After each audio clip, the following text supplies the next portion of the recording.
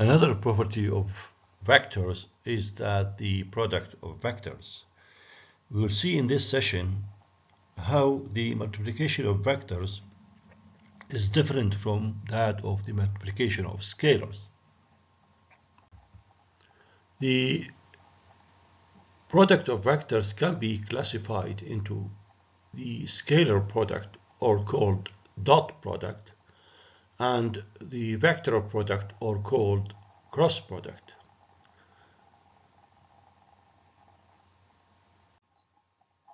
Well, in the scalar product, the product of the two vectors gives a scalar quantity. However, in the vector product, the product of the two vectors give another vector. Here, the multiplication of the two vectors A and B is expected to give a scalar quantity, and from here the name scalar product comes from. Well, alternatively, this product is called dot product. Well, from where this name dot product comes from. This actually attributed to the existence of a dot between the two vectors. Here, the dot product, or the scalar product, is defined as the product of the magnitudes of A and B times cosine the angle theta between the two vectors. Before we demonstrate what does the result of the dot product AB cosine theta means, let's first understand what's the meaning of the projection of a vector on another. Here in this diagram, the vector B is projected on vector A and resulted in B cosine theta. B cosine theta is actually the component of the vector B along vector A. In a similar manner, we can project vector A on vector B. Here in this diagram, the projection of vector A is A cosine theta, and this is the component of the vector A, which is along the direction of vector B. So the dot product A dot B can be understood as the magnitude of the vector A multiplied by the component of vector B parallel to A. Or it can also be understood as the magnitude of vector B multiplied by the component of vector A parallel to B. Here, as we know from the definition, the scalar product is a scalar quantity.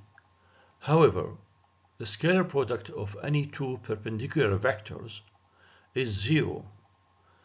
This is because the angle between the two vectors is 90 degrees, and cosine 90 degrees equals 0. Now, how can we carry out the dot product of A dot B when A and B are given in terms of unit vector notations I hat, j hat, and k hat? Well, in order to get the left-hand side of this dot product equation, we need to understand what is the dot product of any two unit vectors, whether they are similar or they are different. Well, to know that, let's apply the dot product on the unit vectors, starting with any two similar vectors, like I hat, for instance. So I hat with itself has an angle of 0 because they are parallel, and similarly for j hat and k hat.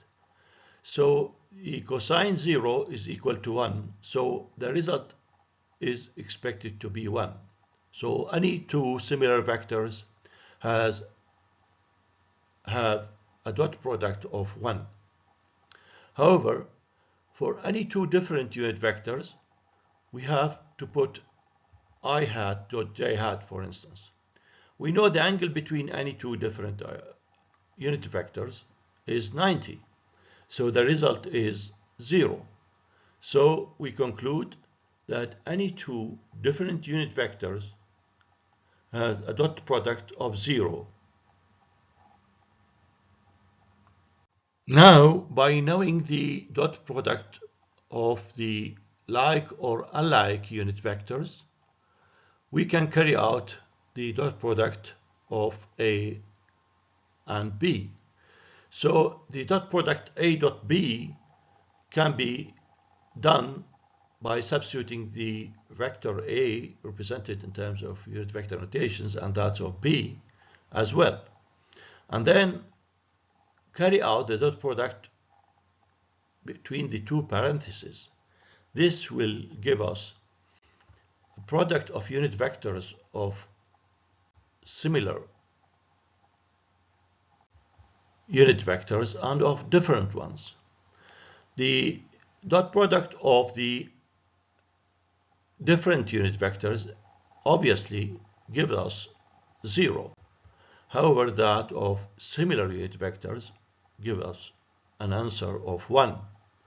So the final answer is expected to be a scalar quantity, and that is ax bx plus ay by plus az bz. Thus, the answer of any two dot product represented in terms of the unit vector notation is going to be a scalar quantity in this form. Next, an animation that demonstrates the dot product of the two vectors A and B. The dot product of two vectors is a scalar quantity which is equal to the product of their magnitudes times the cosine of the angle between them. We'll use these animated vectors to show how the dot product of two vectors varies as the angle between the vectors changes.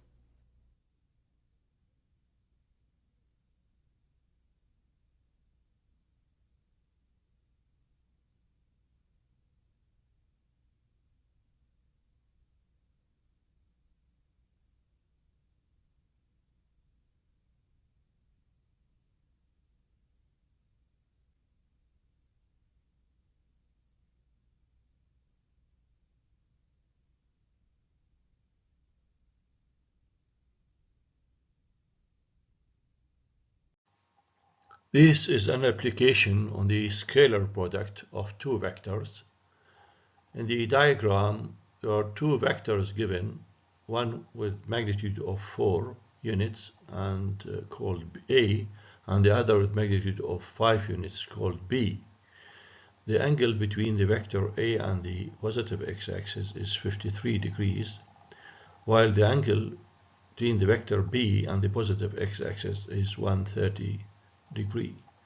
So what is the scalar product of the two vectors? Well, to find the dot product of the given vectors, there is a straightforward way of doing this. Is just by multiplying the given magnitudes of A and B and then take the angle between the two vectors and take the cosine of this angle and then multiply that by AB. You will get the final answer. However, here we are just aiming to demonstrate two different ways of applying the dot product, starting with this relation, and then also alternatively we can use this relation as we just said.